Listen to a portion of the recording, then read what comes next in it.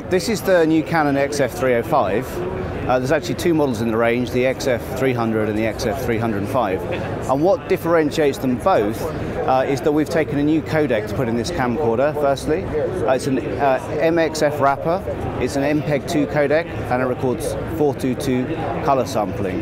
This means we get really high quality compression for the movies. What we've done is we've taken a codec from a much higher segment of the market and brought it down into sub €10,000 camcorders. It's a 50 megabits per second data rate, which is ideal for broadcast applications and offers you much more better data if you're doing something like post-production, which may include chroma key or something else like this. The lens that we have on this camera is an 18 times zoom lens, which is very competitive for the segment. It also features for the first time some glass elements from broadcast technology. So the lenses that you see here at NAB from broadcast cameras, we actually have glass elements which use similar materials. So one which is quite new is called high UD glass. This is very good for suppressing chromatic aberration to give a very, very clean picture. And we can achieve over 1,000 lines of TV resolution with this lens. We're capturing the image to three 1/3 inch CMOS sensors. Even with these 1/3 inch sensors, because they're Canon CMOS sensors, we're using similar technology to what we've done in cameras like the EOS. We can guarantee we have very high sensitivity. The camera has a fixed lens because what we were trying to do was to bring a product which was compact, could be handheld or could be shoulder mounted. In fact, if you're using this camera, let me show you the EVF here. If you're using it handheld, we have a beautiful 4-inch, 1.23 million dots LCD here. This is one of the clearest and sharpest screens on the market. But if you actually wanted to use it slightly on your shoulder too, you can actually tilt the EVF so that you have the camera like this, and then you have a perfect 3 points of contact, so you get very, very good balance with the camera. So although we have a fixed lens, we're looking at a particular segment of the market.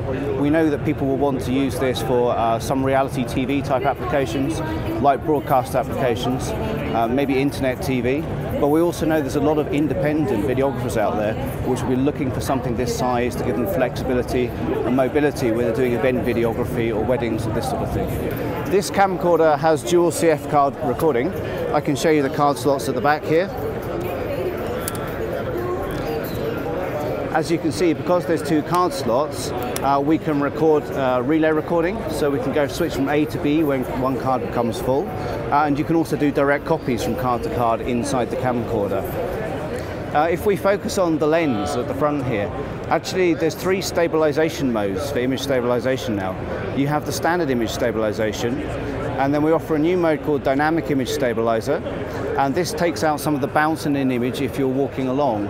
So you still get the sense of motion in your video, but you get a much more stable footage. Also, there's a third function which is called powered IS. People may have seen this already on the Legria camcorders, and it's actually technology we took from our binoculars.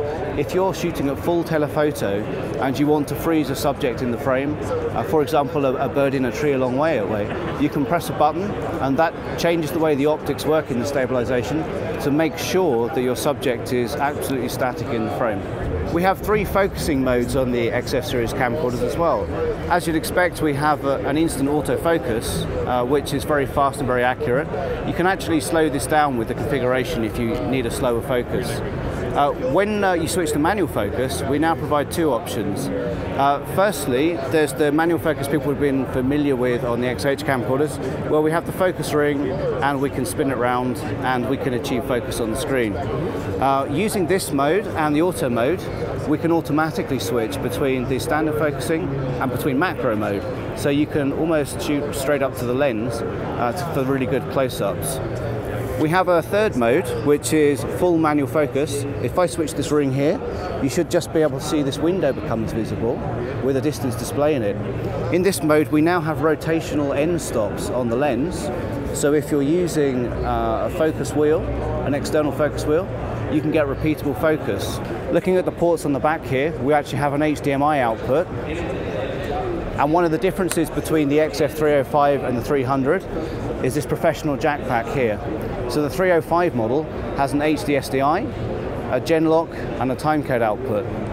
Both models, however, have a video 2 output for connecting a second monitor here. One of the new features which we're particularly happy with, though, is a waveform monitor, which appears on the screen. As you're adjusting the manual focus, you see the peaks rising on the waveform monitor here.